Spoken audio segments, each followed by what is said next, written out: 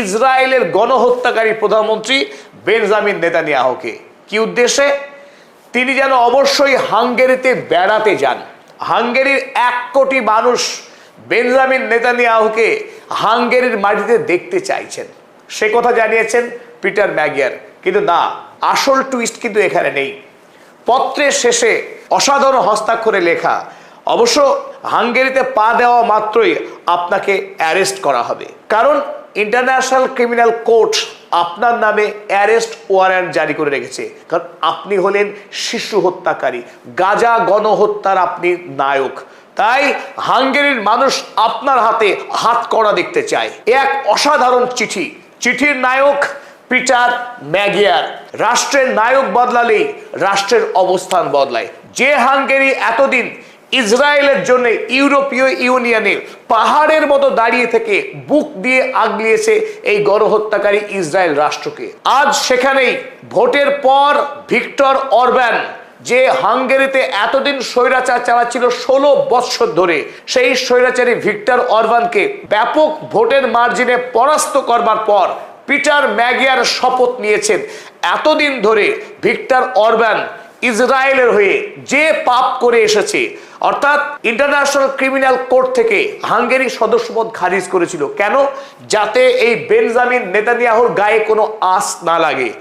ইউরোপীয় ইউনিয়নে এতদিন ইসরায়েলের বিরুদ্ধে একটি আইনও পাশ করতে দেয়নি যে হাঙ্গেরি, সেই হাঙ্গেরিতেই আজ এমন একজন রাষ্ট্রনায়ক অধিষ্ঠিত হলেন যিনি সরাসরি আমন্ত্রণ পাঠাচ্ছেন এই যুদ্ধ অপরাধীকে অ্যারেস্ট করবার জন্য।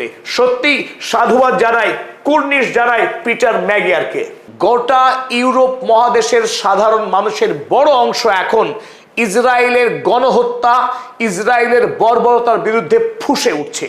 সাম্প্রতিক লেবাননে যিশু খ্রিস্টের মূর্তিকে বর্বর ইসরায়েলি আইডিএফ সেনা যেভাবে ভেঙেছে, তাকে অপমান করেছে, লক্ষ্য ছিল লেবাননের মুসলমানদের উপরে অপরাধকে চাপিয়ে দেওয়া। আর সেই কাজ করতে গিয়ে এখন পশ্চিমী দুনিয়ার খ্রিস্টান সমাজে ধিক্কৃত হচ্ছে আরো একবার ইসরায়েলের এই পাশবিক আইডিএফ সেনা। ইতিমধ্যে আমরা দেখেছি ইউরোপীয় ইউনিয়নের 28টি সদস্য রাষ্ট্রের মধ্যে 11টি রাষ্ট্রের সাধারণ জনগণ 10 লক্ষ গণস্বাক্ষর করেছে, যাতে ইসরায়েলের সঙ্গে ইউরোপীয় ইউনিয়নের 1995 সালে বাণিজ্যিক এবং রাজনৈতিক যে চুক্তি স্বাক্ষর হয়েছিল, যে চুক্তির জোরে ইসরায়েল ইউরোপীয় ইউনিয়ন থেকে প্রচুর পরিমাণে আর্থিক সাহায্য, অস্ত্রশস্ত্র, বাণিজ্যিক লেনদেন এবং রাজনৈতিক লেনদেনের সুযোগ লাভ করে, সেই চুক্তিকে যেন অবিলম্বে ইউরোপীয় ইউনিয়ন উচ্ছেদ করে দেয়, ইসরায়েলের সঙ্গে সমস্ত রাজনৈতিক এবং বাণিজ্যিক সম্পর্কে কাটছাট করে দেয়, সেই দাবি নিয়ে ইউরোপের 10 লক্ষ মানুষ ইতিমধ্যেই গণস্বাক্ষর করেছে। আর সেই গণস্বাক্ষরের সংখ্যা এখনো ক্রমশ বেড়েই চলেছে। গোটা এপ্রিল মাস এই ইউরোপীয় ইউনিয়নের মানুষ স্বাক্ষর করবেন।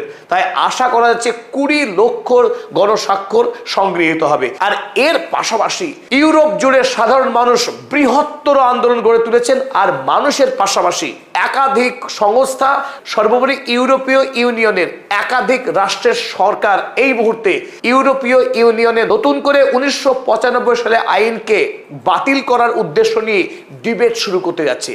তাই যে কথা আমরা এতদিন থেকে বিশ্বাস করতে পারিনি, যে ইসরায়েল রাষ্ট্রের বিরুদ্ধে ইউরোপ কখনো যেতেই পারে না, ইসরায়েল রাষ্ট্রের বিরুদ্ধে আমেরিকার জনগণ কখনো যেতেই পারে না, সেই ভাবনা কিন্তু ধীরে ধীরে ভুল প্রমাণিত হচ্ছে। পাপ বাপকেও ক্ষমা করে না, এ কথা প্রচলিত আছে আমাদের সমাজে। আর সেটা কেবল কথার কথা না, এ কথা সত্য প্রমাণিত হতে যাচ্ছে।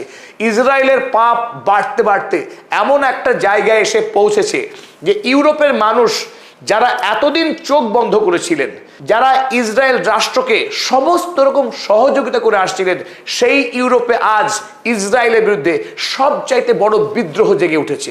আর এই প্রেক্ষিতেই 21শে এপ্রিল জার্মানির পাশের ক্ষুদ্র রাষ্ট্র লুক্সেমবার্গ, আয়তনে ক্ষুদ্র হলেও অর্থনৈতিক শক্তিতে ইউরোপের অন্যতম ধনী রাষ্ট্র লুক্সেমবার্গে 21শে এপ্রিল একটি গুরুত্বপূর্ণ বৈঠক হয়ে গেল ইউরোপীয় ইউনিয়নের।